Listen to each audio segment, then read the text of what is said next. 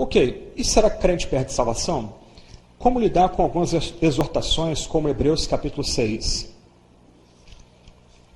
É um texto que volta e meia é usado para se provar que um crente pode cair da salvação. Eu vou terminar lendo Romanos 8, 31 em diante, que é o grande canto de triunfo do Novo Testamento. Mas como lidar com esses textos que aparentemente ensinam que um crente pode se desviar, um crente sincero pode se desviar e cair da graça? Vamos dar uma olhada na passagem bíblica aí. Eu queria ler primeiro do verso 6 ao verso 8, e depois a gente vai ver do verso 9 ao verso 20. Como é que a gente pode aprender aí? Por isso, pondo de parte os princípios elementares da doutrina de Cristo, deixemos-nos levar para o que é perfeito, não lançando de novo a base do arrependimento de obras mortas, da fé em Deus, tratamos disso ontem, o ensino de batismos e da imposição de mãos, da ressurreição dos mortos e do juízo eterno. Isso faremos, se Deus permitir. Aí vem o texto complicado.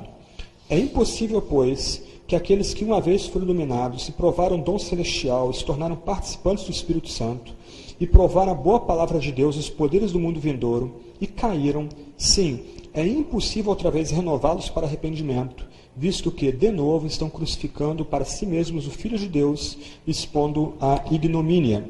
Porque a terra que absorve a chuva que frequentemente cai sobre ela e produz erva útil para aqueles por quem é também cultivada, recebe bênção da parte de Deus. Mas se produz espinhos e abrolhos, é rejeitada e perto está da maldição, e o seu fim é ser queimada. A gente continua a leitura daqui a pouco.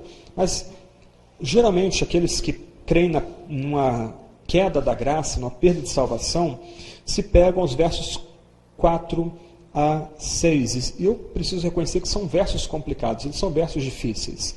Mas há pouco, eu tentei ler para vocês as várias palavrinhas que o Novo Testamento usa para tratar do novo nascimento e da regeneração.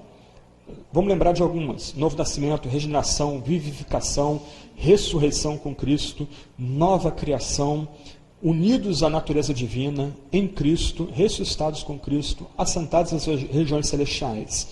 Algum desses vocábulos é empregado no verso 4 e no verso 5? Nenhum desses vocábulos é empregado aqui. Então, parece-me que o autor de Hebreus não está tratando de homens e mulheres que foram de fato regenerados, nascidos do alto, unidos à natureza divina, vivificados, etc, etc, etc. Olha as palavras: iluminados, provaram um dom celestial, participantes do Espírito Santo, provaram a boa palavra de Deus e os poderes do mundo vindouro. A que o autor de Hebreus se refere aqui? Ele se refere àquilo que ele tratou nos versos 1 e 2 do começo do capítulo 6. Ele está tratando aqui, gente, de homens e mulheres que tiveram uma noção intelectual do cristianismo. De homens e mulheres que sabem que o arrependimento de obras mortas, a fé em Deus, batismo, imposição de mãos, ressurreição dos mortos, juízo eterno é verdadeiro. Eles provavelmente provaram os poderes dessas doutrinas. As palavras aqui tratam de uma mudança intelectual. O autor de Hebreus aqui está tratando de homens e mulheres que foram convencidos intelectualmente da veracidade da fé. Ah, mas, espera aí, e participantes do Espírito Santo provaram os poderes do mundo vindouro? Tudo bem, iluminados, provaram o dom celestial, a boa palavra, mas e participar do Espírito, dos poderes do mundo vindouro? E daí? O Espírito Santo age com poder na comunidade. Até mesmo os incrédulos podem ter dons espirituais, por causa do poder do Espírito da comunidade. Isso é chocante para você? Leia 1 Coríntios 12, 13 e 14 em sequência.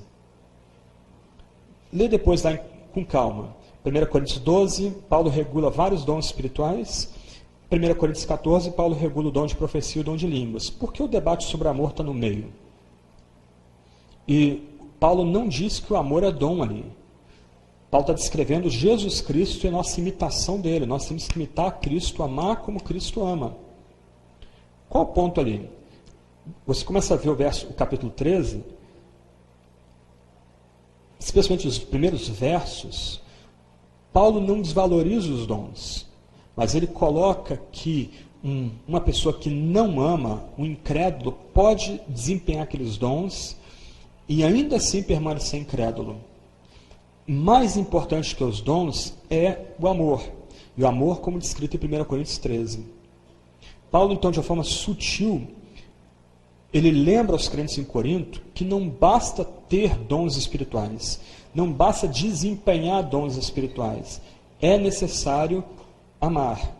É necessário que as pessoas vejam, percebam que aquele crente, aquele homem, aquela mulher, é crente de fato pelo procedimento dele, um procedimento em amor. Se você não está convencido disso, a gente vai para Mateus 7. Alguma classe de pessoas vira para Jesus e diz: Senhor, Senhor, em teu nome expulsamos demônios, em teu nome profetizamos. Aí Jesus vira para aqueles homens e diz alguma coisa do tipo: não, vocês não me confessaram direitinho.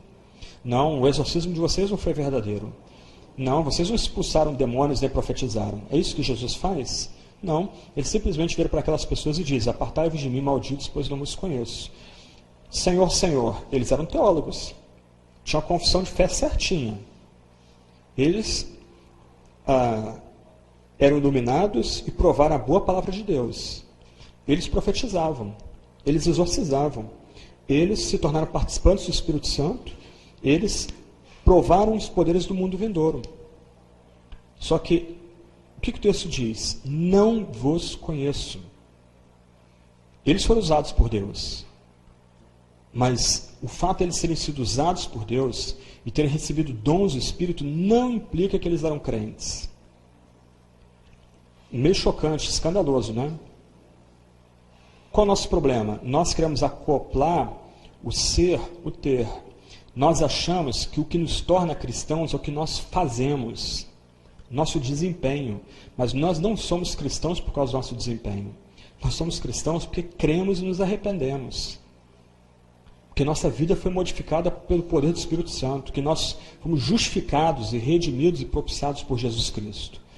Balaão, Saul, os milhões que saíram do Egito, onde que eles morreram? Qual foi o fim dessas pessoas? Saul se matou, ele profetizava. Balaão profetizou, a mula dele profetizou. E daí? Isso implica status de filho de Deus, de membro da aliança? Não, porque o Espírito Santo tem poder, o Espírito Santo é livre. Como a gente aprende em 1 Coríntios 12, o Espírito dá os dons a quem ele quer e como ele quer. A gente não tem como programar isso. Então, o ponto, antes de voltar a Hebreus 6, também tem a ver com Hebreus 6, é que nós não podemos descansar, nós não podemos colocar nossa segurança no fato de que a gente conhece doutrina, que a gente conhece teologia, que a gente desempenha tarefas na igreja. A gente não pode colocar nossa confiança no fato de a gente ter sido curado. Eu conheci uma pessoa que foi curada de um tumor no cérebro em resposta à oração dos crentes. Foi curada e abandonou a fé. Esses sinais não significam nada. Mais importante que esses sinais é a obra do Espírito Santo no coração, nos levando à fé e arrependimento, nos colocando um novo status. Então, a gente não deve descansar naquilo que Deus faz da gente. A gente deve descansar, como eu já falei há pouco, naquilo que Deus fez e faz em nosso coração. O que nós fazemos externamente tem algum significado? Tem, Deus usa, mas não é determinante a respeito da nossa relação com Deus e com Cristo. Então, Hebreus 6, 4 a 6, está tratando de uma classe de pessoas que teve uma noção intelectual do que é o cristianismo. Eles eram craques nas doutrinas básicas do cristianismo, versos 1 e 2 dessa passagem, mas, em algum momento, porque eles não foram regenerados, porque eles não foram nascidos de novo, porque eles não foram vivificados ou ressurretos, eles voltaram atrás. E vários de vocês devem conhecer gente assim.